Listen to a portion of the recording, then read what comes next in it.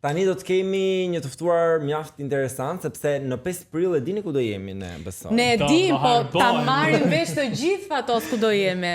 Kemi të ftuar organizatorin e Ship Hop Festival, Gerhard, mirë se erdhe. Mirë se gjeta, faleminderit për ftesën. Jemi një javë para gati. Po. Si po shkojmë përgatitjet për festivalin? Po zjen. Situata, unë vetë jam pothuajse pa gjumë, se di domethënë kur flej, kur çohem, sepse realisht është sa më shumë afrohet data, aq më shumë rritet edhe volumi i punëve përgjegjësive për të marruar, se janë. Sa e vështirë është të organizosh një eveniment kaq të madh në Shqipëri?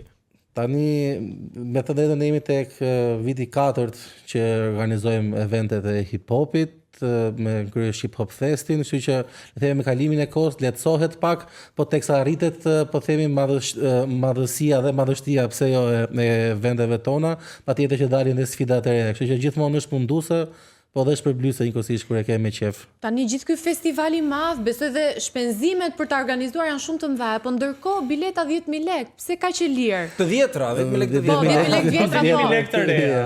Atëherë ideja është këtu që fatmirësisht ne kemi edhe mbështetje nga parat publike, nga buxheti i shtetit, dhe qëllimi jonë është që këto evente të jenë të aksesueshme dhe gjithë përfshirëse për gjitha fuqitë blerëse, për gjitha ekonomitë. Pasi e dim që një pjesë e caktuar kanë mundësi për të përballuar çdo lloj çmimi bilete, por do donim që për eventet tona kryesisht njerëzit mos të mendojnë shumë për çmimin, po mendojnë për pjesëmarrjen dhe sa do kënaqen aty. Ajo çfarë mua më bëri përshtypje ishte një detaj i vogël, por sa do i rëndësishëm, dress code-i totalisht i kuq. Qartë një Po, dukshë e kam Nisë nga veç që sot e nuk do ta heqi deri 5 prill. Njerëz në datë 5, kështu si unë, të kuq. Unë do vi me këtë tavolinën. Pse është ky dress code i kuq? Atëherë, qëllimi jonë është që për këtë performancë të The Game-it, i cili është dhe artisti më i madh i pop që ka ardhur ndonjëherë në Shqipëri, mos të jetë thjesht një, po themi, performancë transaksionale, dikush erdhi, performoi, iku, mori pagesën dhe kaq. Ne po mundohemi përveç edhe dress code-it të kuq edhe disa elemente të tjera për ta mikpritur sa më mirë, se edhe si shqiptarë e kemi si traditë dhe pjesë të ADN-s tonë, po themi mikpritjen, dhe duam që praktikisht The Game ngelet i kënaqur këtu në Shqipëri me këtë mikpritje dhe me këto elemente të cilët janë element pjesë të karrierës dhe të jetës tij. Pra dress code i kuq shkon me jetën e The Game, është një nga ngjyrat më të veshura nga The Game dhe të cilat ai e reklamon më shumë, dhe prandaj neve e kemi vendosur dhe për të thënë drejtën edhe nga gjithë, sepse The Game ka rreth 25 data në gjithë Evropën, dhe ne jemi data e parafundit praktikisht, kudo pra këto organizatorët e turit evropian dhe na kanë highlightur, na kanë postuar që në Tiranë do jetë ky dress code i kuq, pra kemi rënë sy edhe në Evropë, kështu që e kemi nisë mbarë, po themi, këtë procesin e mikpritjes për të. Pse pikërisht The Game, nga gjithë artistët e hip-hopit që në botë janë me famë ndërkombëtare, pse pikërisht The Game zgjodhet? Atëherë, duke qenë se këtu në Shqipëri hip-hopi dëgohet shumë dhe hip-hopi ndryshon jetë për ditë, gjithashtu kultura e rrugës është pjesë e shoqërisë tonë, dhe rrjedhimisht ku ka më mirë se sa The Game, një artist i cili vjen vetë nga kultura e rrugës dhe ka përdorur muzikën si platformë dhe si mundësi për të ndryshuar trajektorin e jetës tij për më mirë. Dhe normalisht nëse dikush mund thotë që jo, po çlidhe ka The Game nga Kalifornia me Shqipërinë apo me Ballkanin, neve e para klimën e kemi të përbashkët. Një herë që mendoj që klima përcakton dhe shumë sjellje të njerëzve. Gjithashtu hip-hopi vetë si kulturë vjen nga varfëria, nga dhimbja dhe nga dëshira për drejtësi, kështu që mendoj që këto elemente përqafojnë shumë mirë dhe kulturën ballkanike, kështu që domethënë praktikisht është një paralele shumë e mirë që të zgjidheshim The Game për këtë gjë. Plus është një artist shumë i dashur në Shqipëri dhe shumë i mirënjohur, sepse edhe kjo është një nga elementet të cilët ne përdorim kur përzgjedhim artist, sepse nuk zgjedhim një artist që nuk është thjesht i famshëm, por nuk e njoh, sepse ose nuk e dëgjoj muzikën. Edhe audienca shqiptare është pak specifike, se duke qenë që gjuha jonë është e veçantë dhe njëkohësisht është izoluar nga gjuhët e tjera, dhe praktikisht nëse mund të ketë shumë artistë që janë të famshëm në shtetet e tjera të Evropës dhe në Shqipëri nuk e njeh njëri. Më kupton që janë shumë specifik artistët e huaj që dëgjojnë shqiptarët, që janë fanca realisht.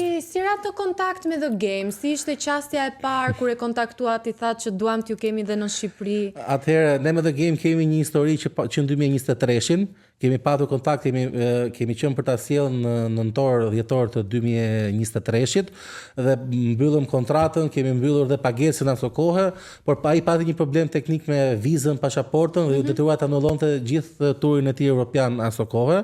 Kështu që aty nisi kontakti i parë. Mund të them që duke qenë se kemi arritur të krijojmë diçka për kulturën hip hop përveç se në Shqipëri, po dhe në Ballkan, pasi Hip Hop Fest është vetëm festival që i bazohet plotësisht kulturës hip hop në gjithë Ballkanin. Pra nuk ka në gjithë Ballkanin perëndimor, është vetëm hip hop. Dhe realisht dhe kjo ka ndihmuar kur neve e qasëm dhe kontaktuam dhe normalisht dhe ato janë më të hapur të performojnë në një vend që ka një movida, ka një, po themi, lëviz diçka, ka puls. Kulturë, po, ka puls.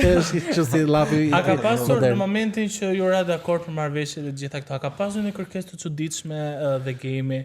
Dhe në diçka që është jo jashtë normales, por diçka që mund të ketë bërë për shtypje. Se Maluma atëherë kur erdhi kërkoi ping-pongun.